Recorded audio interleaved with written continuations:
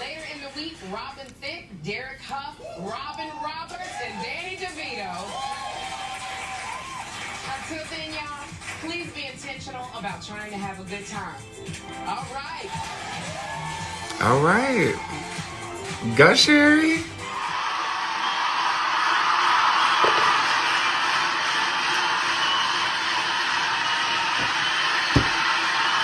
Good day. As you guys know, today was the day that the Sherri Show debuted. And first of all, congratulations to Sherri Shepherd. Congratulations. So Sherri Shepherd took Wendy Williams' spot as a new talk show that debuted today, and I want to politely pull cards on her, and the reason I'm saying this is because of this. Last night, I had a dream about you, Sherri Shepherd. I really did, and I'm not even going to lie to you when I say that. I had a dream. We were in New York, we were in Chelsea, and we were on some steps of a place I have never been to.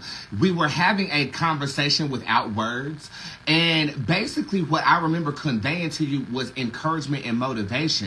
In a lot of ways, I see Sherri Shepherd as the underdog in a lot of situations. Sherri Shepherd is, and she's recognized this about herself, she's not stereotypically the cool girl.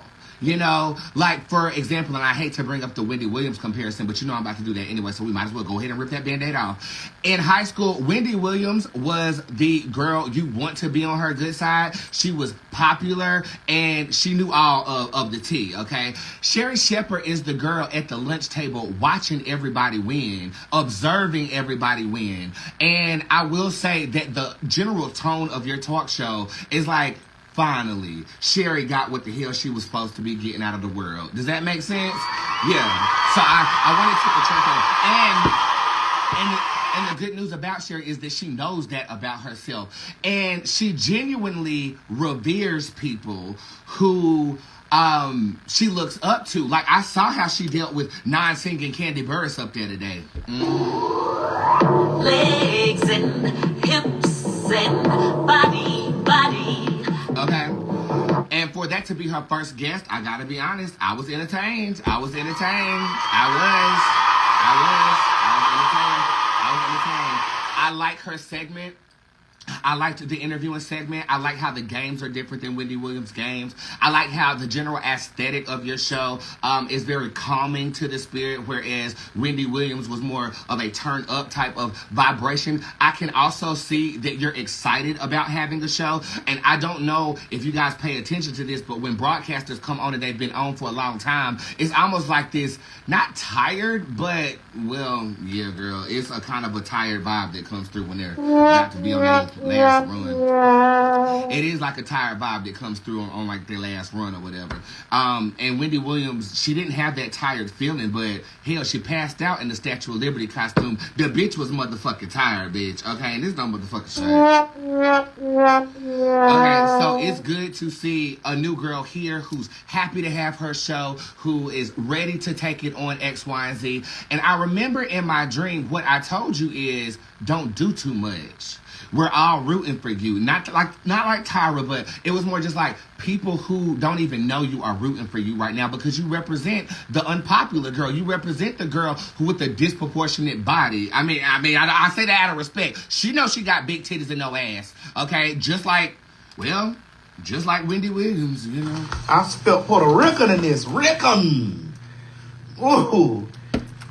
Maybe that's a talk show host trend now. Big titties and no ass. You know, that reminds me of like the 90s when all the Caucasian girls was doing Girls Gone Wild and they had breast implants and no ass. And now it's all about the whole package, honey. Have y'all seen Kim Kardashian's latest pictures? Kim K is serving the girls. But also Ray J has stepped forth and is disclosing a lot of things about the Kardashian family. And I have to be honest with you, in my current state of mental capacity, I did not capitalize upon this story as of yet. But I will tell you, stay tuned this week. I'm not going to tell you what day I'm going to read it, but I am going to get into this story and deliver you my reading on Ray J, okay? So just be patient on me. I got to look it up. I don't know what's happening. Okay. But back to Sherri. From a producer standpoint, I can tell that you're filming in the same studio Wendy Williams' show was once in. Okay, I mean, you can tell how they used the space. Okay, in the first scene when you're sitting down there in that chair, they need to pull out some too, because you look like a big Oompa Loompa sitting right there, girl. No Wait shade. a damn Okay, minute. you're top heavy as fuck. So what they should do is they should pull the camera back and angle it slight a bit upward to give you a more grandeur type of production or a type of perspective from the audience member. Your audience looks very, very similar to Wendy's audience, girl. Okay, I saw the gays, I saw the whites, I saw the blacks. They're not conservative, and they are a lot louder than Wendy Williams talk show too. They be cheering when you're talking, right? How you doing? Okay, and I found that to be a quite bit refreshing, to be honest with you, because they feel like you're one of them. You're not talking at them. You're having a conversation with them. One of the things I do want to give you a critique with, though, Sherri, is you did this when you were filling in with the Wendy show. You like to reference someone else and talk to them as if you're having a conversation with them directly. I don't know who that man was. He could be walking down the street right now, and I wouldn't know a thing. But I think his name was John. He must be some type of producer on your show, whatever. He's a black man, and I can see why some people would say that he looks good. You know what I'm saying? But y'all know I'm not a fan of chocolate. I like coffee to cream. Coffee to cream. That way to get you the goddamn. Somebody rockin' now, you never. I'm just trying to tell you what I know. But you spend most of your conversations directing them at an individual, which is a broadcasting technique that they teach us in school. You're supposed to address an individual one-on-one. Like when you're performing in front of somebody, you don't focus on everybody. You pick one person and direct towards them. It's a sign of nervousness, Sherri, which is actually perfect because this is your show. And it's good to have a humble beginning where you are a slight bit nervous. But address your audience like you addressed John. How you doing? How you doing? Right. I feel like they will be a little bit more personable with you. I love this segment when you were outside with Kim Whitley. I love the fact that is your best friend. I love the fact that you're unapologetic about it. But be careful about them friends, girl. Okay, I just gotta tell you the truth. Be careful. Be careful. I don't give a fuck if you booing or not. You booing your friends on the way out as you come up. I'm talking from my own personal 32-year-old experience. You're older than me, so you probably got more laps around the world than I do. But what I will say is that I feel like your circle is going to get small. And I also feel like your emotional state and the amount of rest that you need is going to play a factor with the consistency of this talk show. Okay, that's what I feel.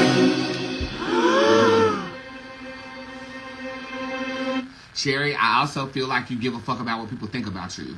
I can see it by how it's something about your eyes that absorb information or they absorb energy from people. I feel like you're a natural empath as well, so you feel what people are feeling around you. Girl, you got a talk show now, so everybody gonna have something to say about you. You know what Wendy used to say she did? She would get dressed, she would get in her cab, she would go to work, she would go home, and then she would get on her goddamn lymphedema machine. That's what the fuck Wendy said she did. Okay. Now look, you one of the girls who you get your wig on, you go do your talk show, you come out your talk show, you going out to lunch. The next thing you know, you going to brunch, then you got to fit it, and then you're on tour while doing this talk show. I feel like, and this is the last thing I'm going to say before I pull cards on you, I feel like you are... Can I say it plain? Everybody say I can say it plain. Can everybody say I can say it plain? Can everybody say I can say it plain? I know you got to end me for the view. I know all of these things, girl, but I'm going to have to say it plain. I got to say it plain. Can I say it plain? Can I say it plain? Somebody on YouTube said say it plain. I feel like you're a seat filler for someone else to take that slot.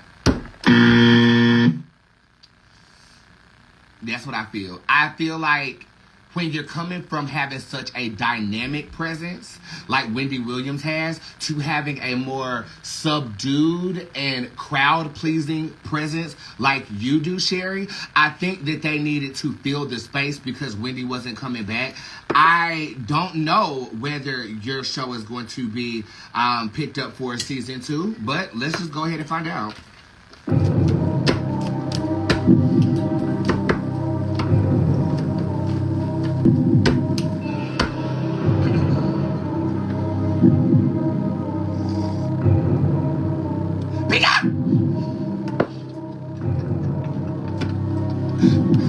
Okay. Sherri Shepherd. How's her talk show gonna do? Oh wow. Okay. All right, so far so good. You have the card of the celebrity that likes to show up when I do celebrity readings. But have y'all noticed that? This card is always in a celebrity reading. It always comes up. And y'all saw me shuffle, right? Okay, I'm just making sure that you did. Because a bitch got something to say about me not shuffling the cards. It don't matter if I shuffle them or not, though, bitch. Because whatever I say comes to pass. You better ask Ricky Martin and feel Puerto Rican somewhere with your whole ass. I spelled Puerto Rican in this. Rican. Ooh. Double sound effect your ass. The celebrity tarot card shows up upright. So the notoriety and the credibility that you are getting from this is actually going to graduate you to a different level of class. I mean, I know that on your show today, you talked about Oprah, having Oprah's phone number, and Oprah called you, and you, like a ghetto girl, text Oprah, you up. I mean, who the fuck is going to do that to damn Oprah Winfrey? And I'm trying to see if you're going to drop a bag. Okay, that's what I need to know. But I think it was a joke that she was carrying. And I love the fact that you're a comedian as well. The sus card is upright. This is the best you ever gonna look. Okay, and this is no shame.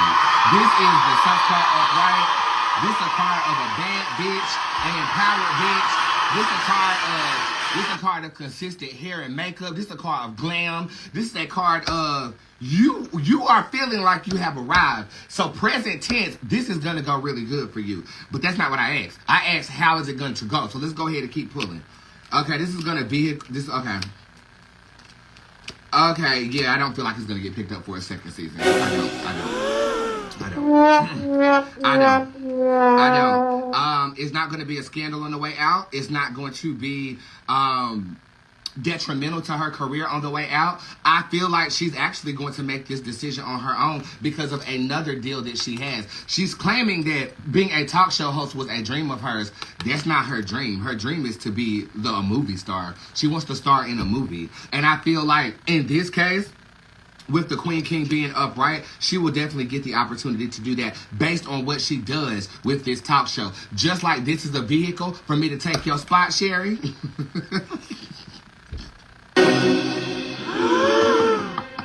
I feel like your talk show is a vehicle for you to actually accomplish what you really want to, which is to be a movie star. You do have dreams and ambitions on being extremely popular, even more well-known. I can even see brand endorsements come in. The Wheel of Fortune is upright, though, so you've sown really good seeds out here in the world. And regardless of how these cards are laid or how your career turns out, you deserve everything that is coming your way. So I just want to give you a congratulations. And, fun fact, one of the producers from your show hit me up shortly after it was announced that you will be having a talk show. And I sent over my EPK. That's my electronic press kit that you can download on my website if you want to see everything that I've done in my entire entertainment career. Look a bitch up, bitch. Now, I read you for filth right here, but on your show, I'll definitely take it a little easy on you, okay? Congratulations, Sherri. And last thing I'll say, I miss Wendy, bro. I miss Wendy, bro. I miss Wendy, bro. I miss Wendy, bro. Wendy was a cultural impact, and I'm just interested to see what the hell you gonna do. Congratulations, Sherri.